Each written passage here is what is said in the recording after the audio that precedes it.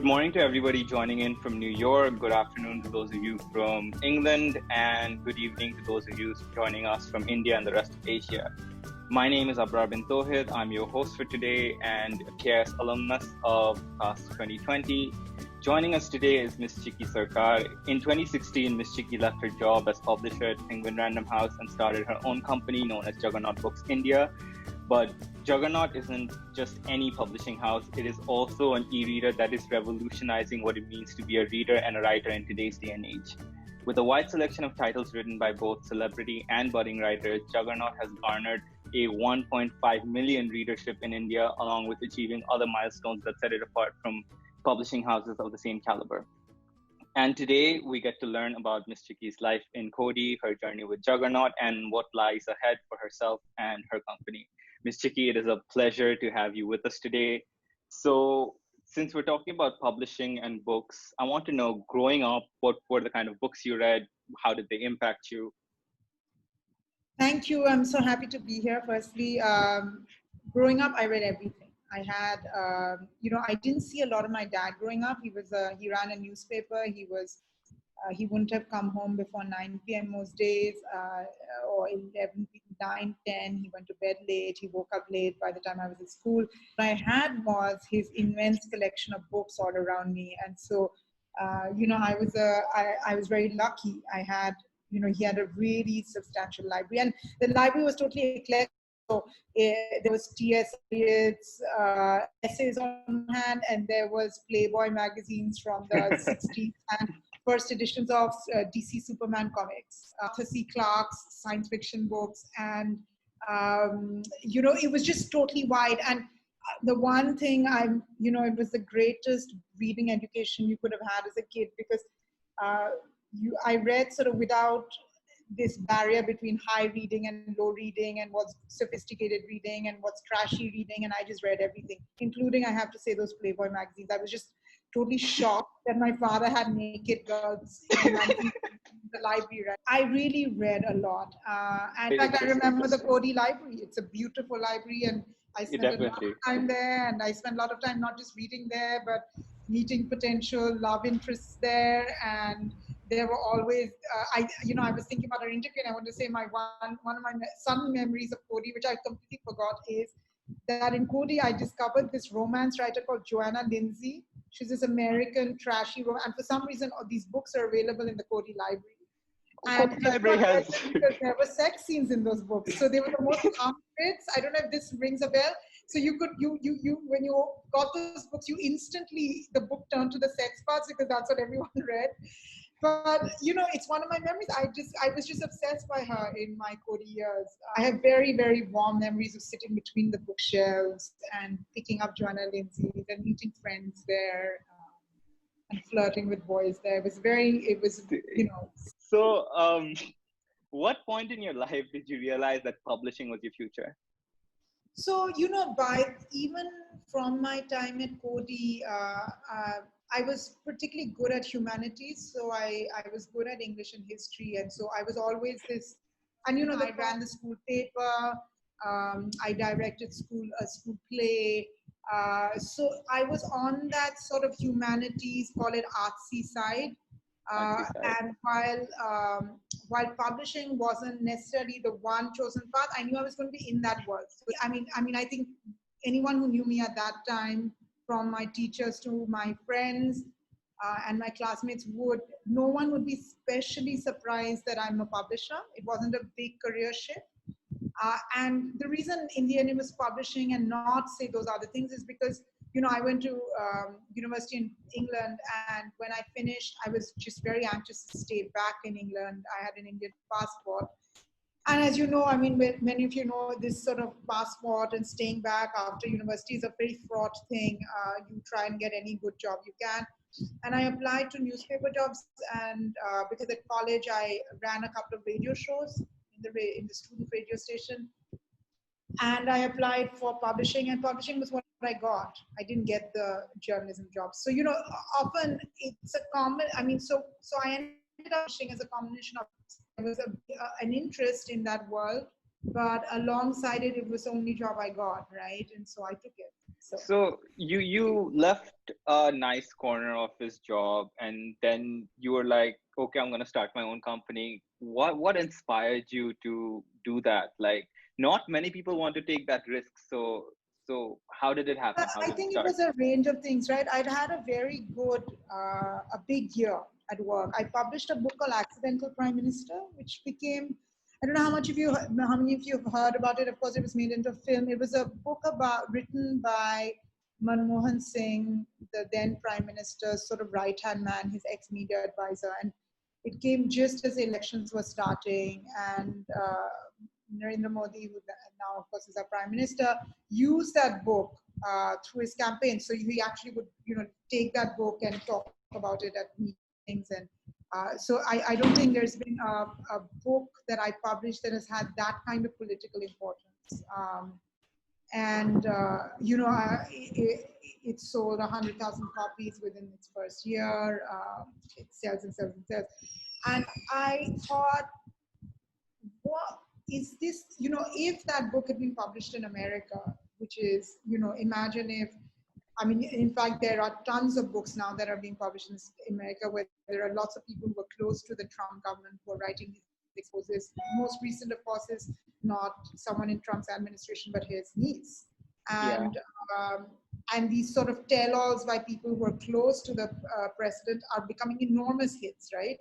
And I thought, God, I that's the most I could sell. I could sell 100,000 copies in a country with 1 billion people. A book that actually shaped the elections. I will never have an opportunity like this in my life. And remember, Accidental Prime Minister is a good book, but what happened to it was publishing luck.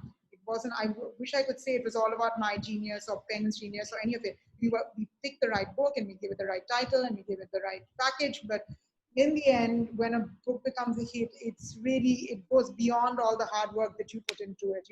It's its own momentum and its own magic. And I thought there's got to be a way to find more readers in this country. And I also, I used to take often the metro to work. Our offices at that time were Gurgaon. I lived in town in Delhi, and everyone was on the phone. No one had a book in their hands. I mean, this is something, in England and stuff, you often hear of people reading Harry Potter on the metro and stuff. You don't really see that much in a Delhi metro. And I thought, there's a world on the phone, and I have to if I'm the publisher for today, I have to find, and by the way, I say this not saying that print is dead or people shouldn't read print books. I read all of it voraciously. I think print exists, but in the new world, you have to find a way to be on the phone. How do you do it? Definitely. How do you? So those were all the questions in my head. There's a moment in your career that you feel confident about yourself. You say, I've done it. I get it. I think now I can take a book and I can say, I think I know how to make it big. Now, I couldn't say that in this simple, calm way 7 or 8 years ago. It just literally has to do with experience. So I think it's in everyone's working life. There's a moment where working day after day, doing the same thing and getting better at it just because you've done it day after day gives you a feeling of certainty about that, your ability to do that job that no one can take away from you. And once you have that confidence, you are truly a powerful person. So those 3 things met at that time. I think when you make big changes, it's never one reason, it's a number of factors. And this feeling Definitely, yes. of coming into a kind of maturity in my profession, asking sort of big questions of myself, and then being caught up in a slightly tense and political environment meant that I was like thinking, let's just do it. Let's go out and do it. And I did it. Um, You're close to them. Yeah, I understand that completely, because it's also about discovering what you're good at, what you want with your life, and achieving your dreams, right? So I want to know, why the name Juggernaut? Like where did that that came come from from? my husband. I'm married to this wonderful man called Alex Trevelli, who's a journalist. He's an American. And when I was doing it, and he loves India, and he's a very wonky, nerdy fact, like he knows stuff. Like Alex is someone who can tell you all kinds of weird things about all kinds of weird things. And he said you should call it Juggernaut because it's the origins of that word was Juggernaut. So it came from India. And so it's a world, it's an English world with an Indian center. And you're a company that wants to be in the world, but you came out of India. And I thought there was something in it. There was a kind of pizzazz in it. I remember Ram Goa, who's not my author, but a old or ex-author of mine from my Penguin days, and a well-wisher of mine, someone I tremendously respect, said, "God, Chiki, I hate this name."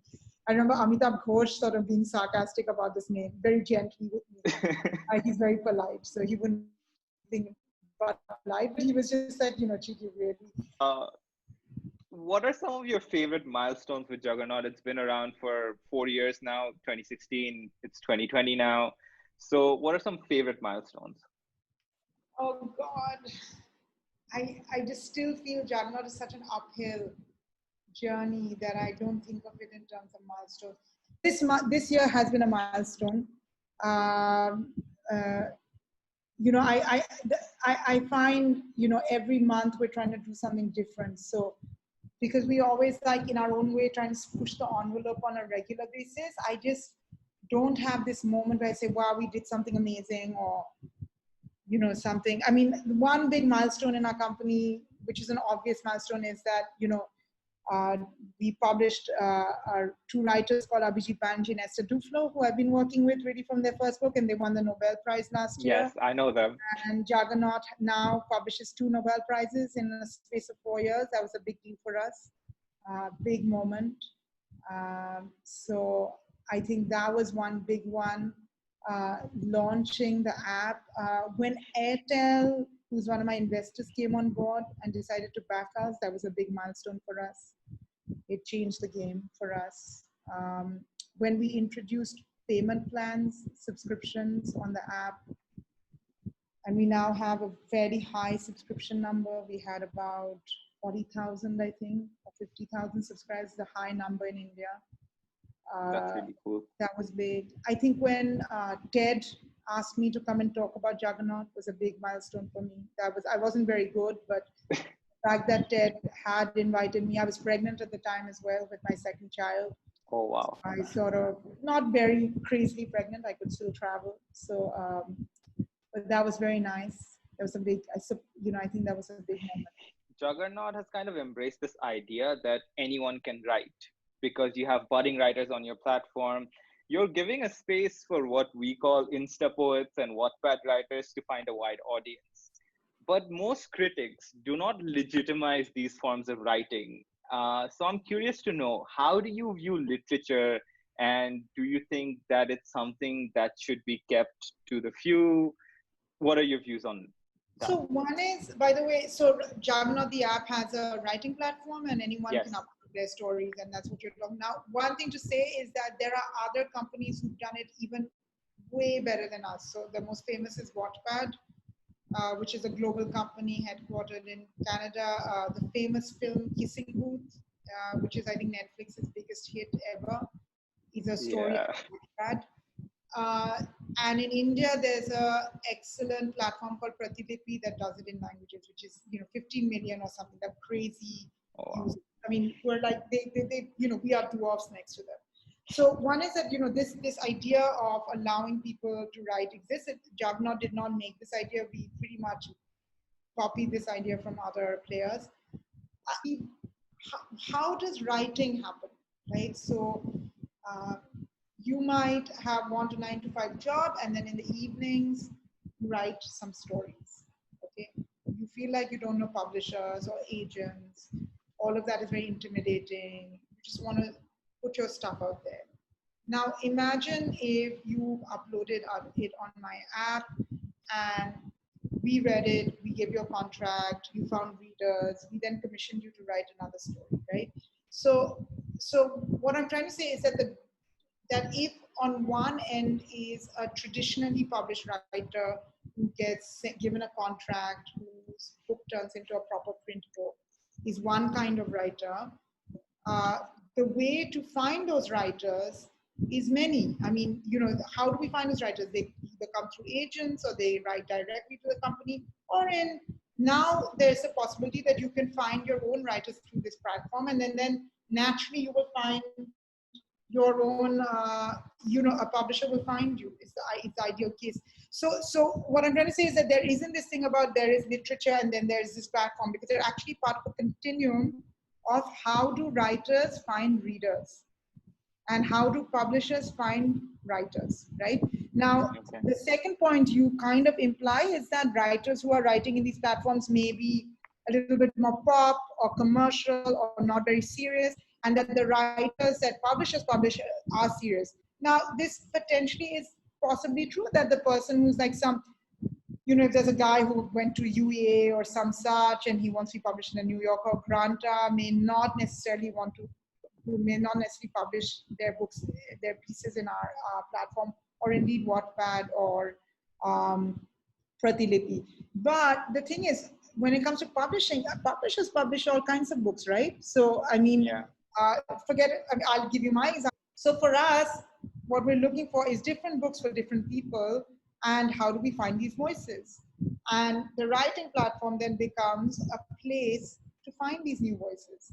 So there's not actually a big difference. I mean, the black and white world you draw, that, oh, there's a world of traditional publishing and only very serious writers are published there, and there are these pop writers and they publish in these platforms and this is not literature.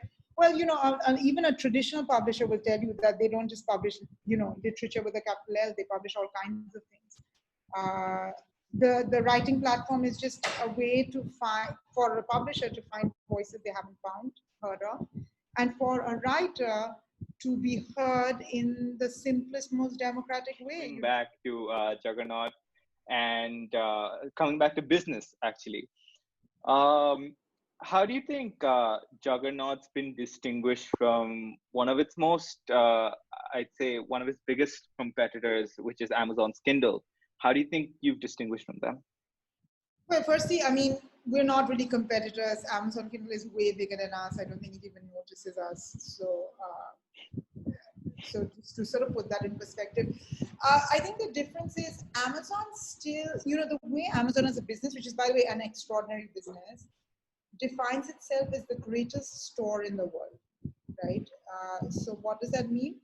Biggest marketplace. Everything, and I'm going to give you everything at the best possible price. And once you buy from me, I will make sure that it gets to you in the simplest way possible. Right? That is Amazon's business, and what it does, I think it does better than anyone else. Right? So I'll give you an interesting fact.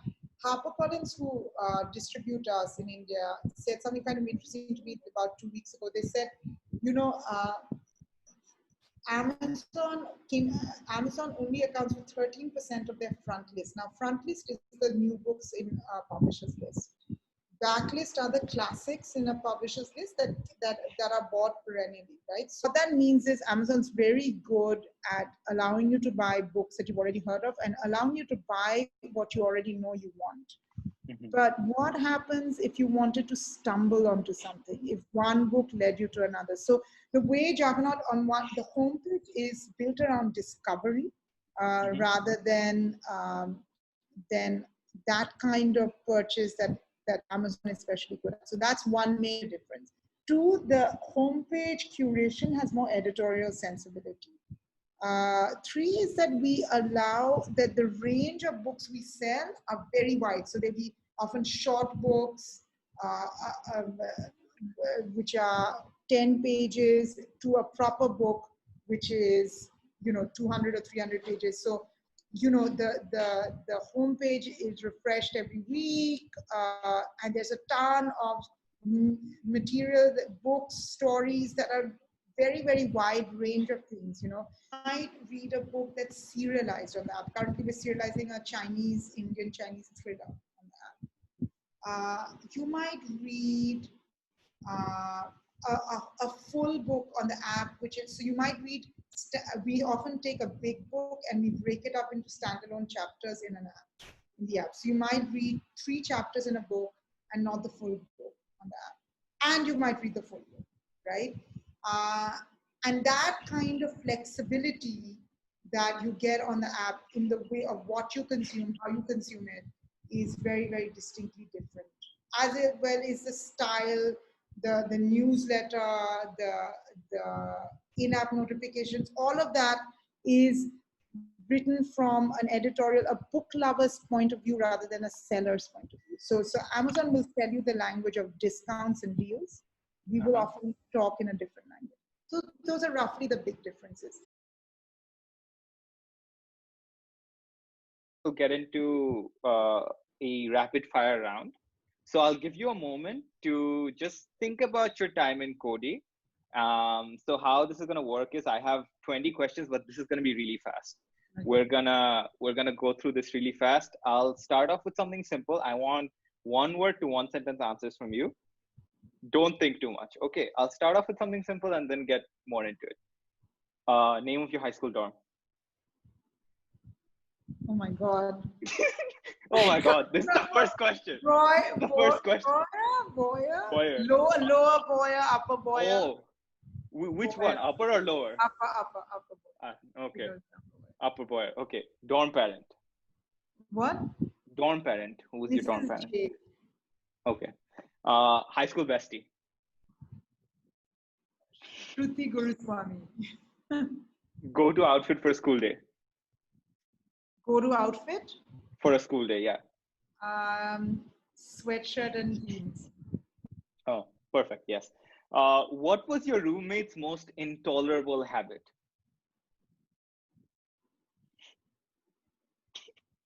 Oh my God, I can't remember. Okay, do you remember your roommate's name at least? That I hope you remember. Rajan was my first roommate. Then I had another roommate, Michelle. Okay. Favorite place to hang out with friends? Piano block. That's a beautiful place. Favorite spot on campus to sneak around? This one's open to interpretation. The piano block. My boyfriend was a pianist and he had a keys to a piano studio. So that makes sense. Favorite canteen song? Yeah, but I don't remember canteen. Oh, canteen song. Oh, Bob Marley. Bob Marley. Yeah, yeah, I can't remember what the name of the song is. Okay. Bob Marley tells us everything. It's fine. Favorite teacher? Mr. Flug, who taught me history. History. And Mr. Granner, who taught me English. Okay. Which subject do you hit your head wondering why you ever signed up for it? Maths mid-level. I should have taken maths beginning level. I did that. Yeah. Calculus killed me. Yeah, math was my bane of my existence as well. Okay, favorite restaurant in Cody? The Momo place. The Momo place, yeah. Okay, favorite dish at the cafeteria? Curd rice, can you believe it? I actually can. It's what by the way, it's the one Cody food that I have now carried with me all my life. I eat curd rice really because of Cody. I ate curd rice for the first time in Cody as well, and I loved it. And like curd rice is just amazing. So that's comfort food. Anyway, hiking, love or hate? Loved it. That's nice. One regret or missed opportunity from your time in Cody? God, I don't have one. That's nice to say. For me, so Pundi, where we go camping, there's this zip line now, but I never got on it. Like I was too afraid to get on the zip line, and now I regret it a lot. I wish I would have done it. Anyway, one person from Cody, classmate, senior, junior, or staff member that you wish to get back in touch with? My teachers, I think. I would love to see, there's Mr. Oliver, who I was briefly in touch with, Mr. Sen, Mr. Grant, and they're all also, I'm still up and down, and I can get in touch with them. I have their emails and stuff. I think I'm on Facebook with them. Mr. Flug, who's in Sri Lanka. So. Okay. So one person from Cody who inspired or encouraged you the most? Teachers, definitely. And they would be the teachers I mentioned. Okay. So this is our final question. One word that reminds you of your time in Cody. Stimulation. So for me, I had 2 years. I only went to Cody for the last 2 years, and I really wouldn't. I went to Oxford after that, and there's no way I would have gotten to Oxford had I not had those 2 years of Cody. And it's the first time I enjoyed school. It's the first time I had outstanding teaching. I just was like, my mind was on fire when I was in Cody. So that's what I think about when I'm. That is definitely so very true about Cody, because Cody is actually a very transformative experience. Anyway, but that brings us to the end of this interview. Thank you so very much for joining us. And I wish you the best of luck for your company, for what lies ahead. And this was an interesting chat. I definitely enjoyed a lot. I hope I didn't bore you. And to those of you watching, I hope you stay tuned because we have other interesting interviews and panel discussions coming up. Stay tuned and bye.